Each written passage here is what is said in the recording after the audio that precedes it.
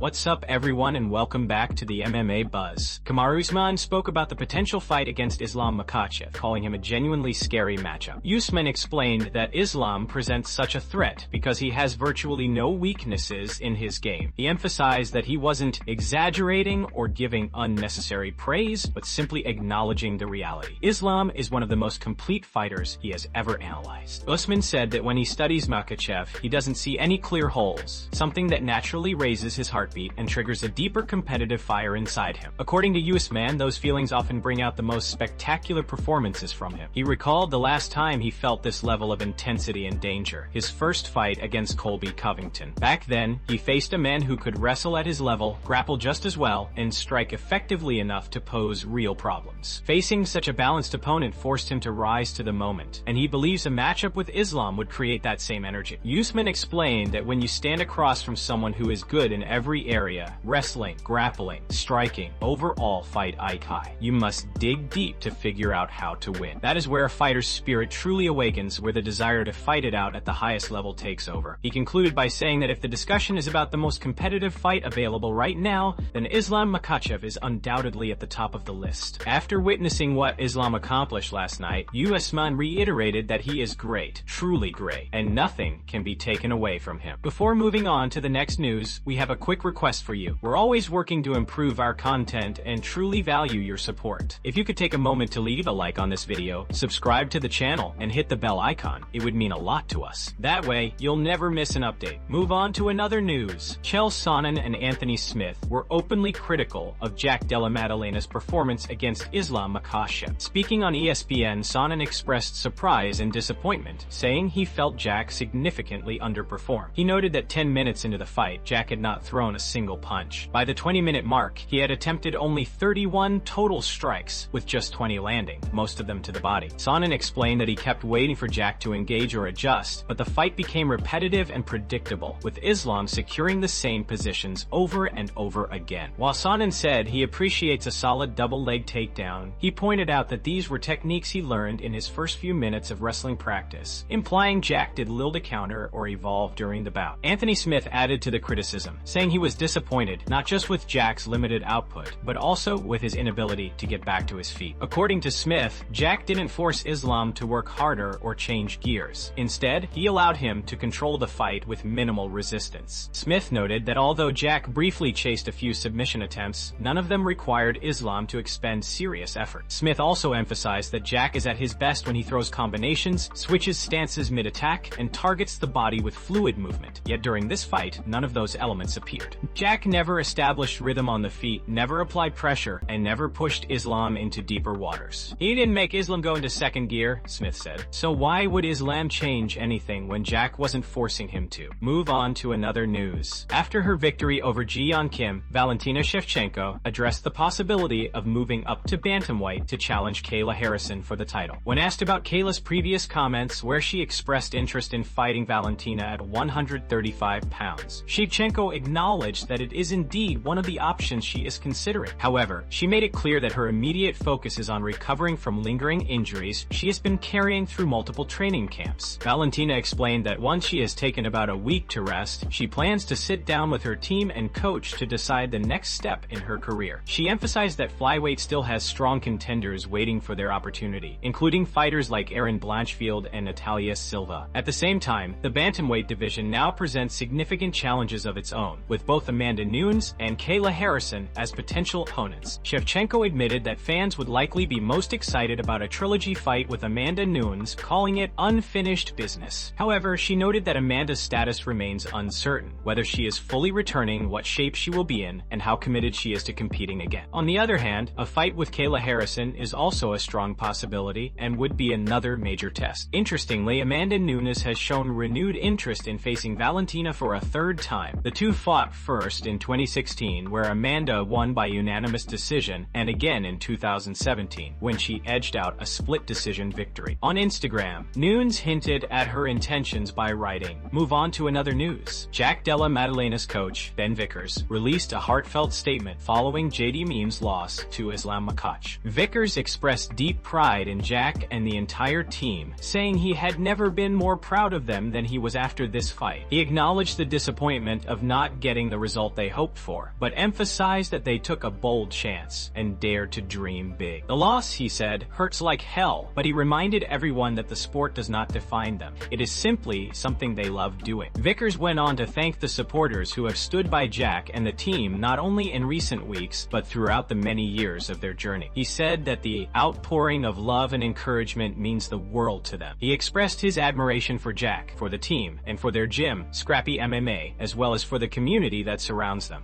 Vickers added that he looks forward to being back on the mats as soon as he returns home to town, assuring fans that this chapter is far from over. In his words, this is the beginning, not the end. Alexander Volkanovski also showed his support by commenting on the post, calling Jack an absolute legend, and confidently stating that Jack will return stronger with no doubt about his future. Move on to another news. After UFC 322, Joe Rogan and Bruce Buffer were full of excitement as they sampled a new batch of sandwiches from Giovanni's Italian Deli.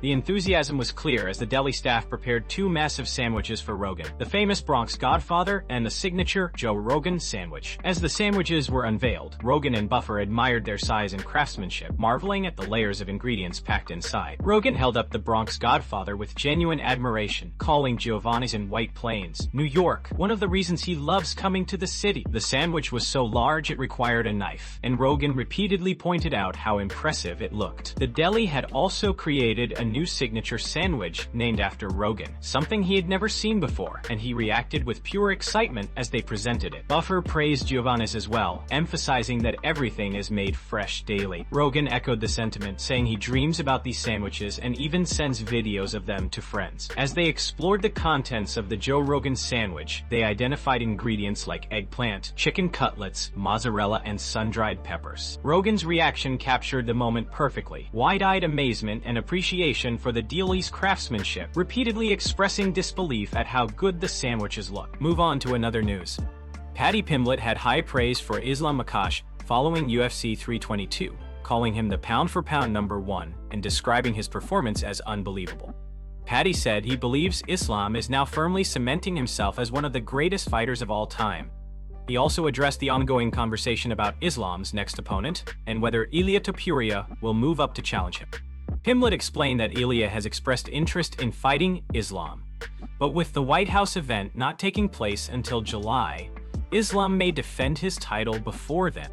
He noted that the welterweight division is currently full of exciting contenders: Morales, Prates, Ian Garry, if he wins his next fight, and Shavkat Rakhmonov, who Paddy reminded everyone has been the #1 contender for nearly a year.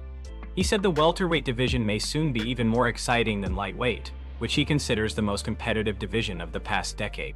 As for his own plans, Paddy said he is simply waiting to see what happens with Islam and Ilia. He questioned whether Topuria will keep his word about moving up, or stick to his previous claim that he wants to fight Paddy next. Pimblett emphasized the uncertainty surrounding the division, saying no one truly knows what will happen until Islam announces his next move. He acknowledged that he could end up fighting Ilia, or he might face Justin Gaethje, whom he originally thought he would fight in Abu Dhabi. Regardless of how things play out, Paddy made it clear that he will be returning early next year. He said he will definitely have an opponent lined up and is ready for whoever comes next. Move on to another news. After watching Carlos Prates knock out Leon Edwards, Robert Whittaker shared his belief that Ian Garry doesn't receive the credit he deserves.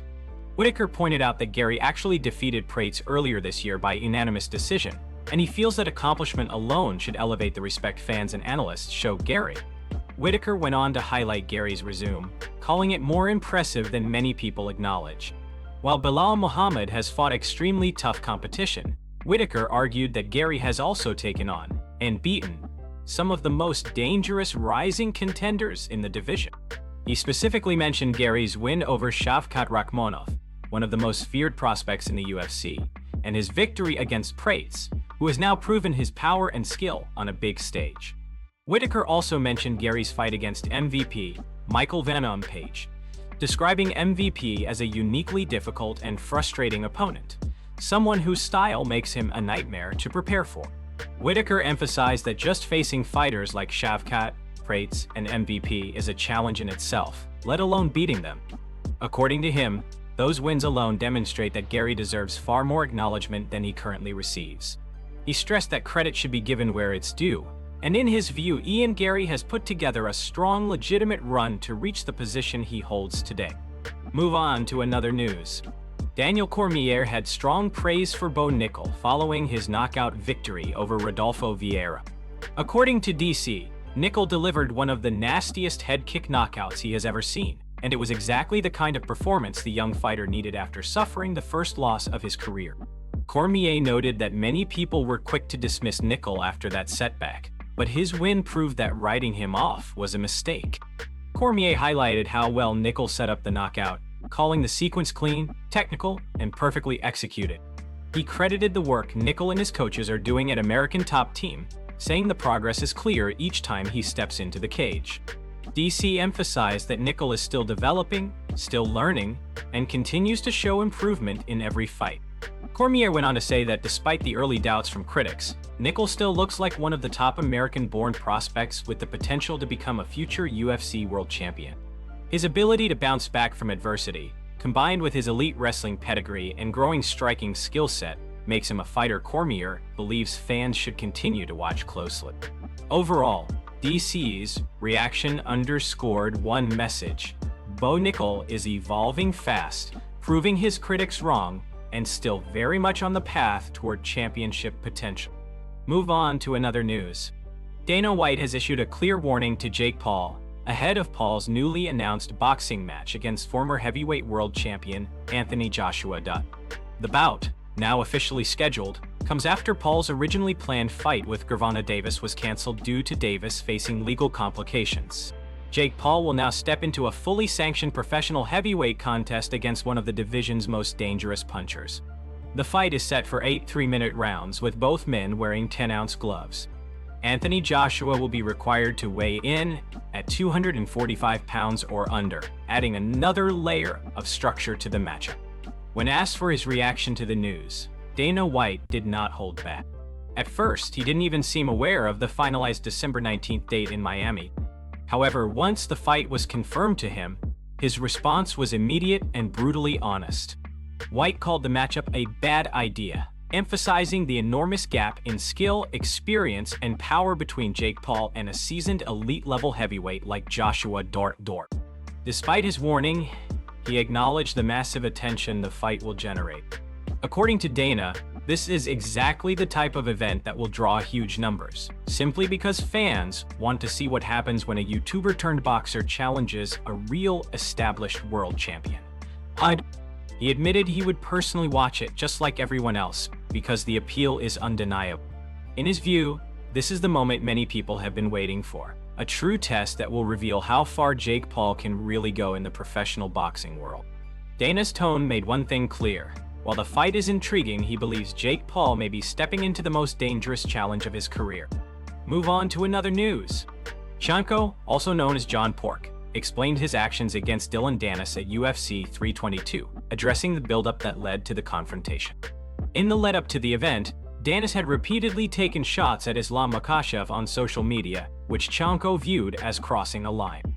Speaking to Red Corner MMA, he described the aftermath of his attack, pointing out the visible scratches and bumps that resulted. Chunko stated that while the injuries might appear minor, they reflected a larger principle. "It's not much in terms of damage, but those types of things can't be forgiven," he said. "You have to be responsible for what you say. That's our way of life. If you say something, you need to stand by it and face the consequences."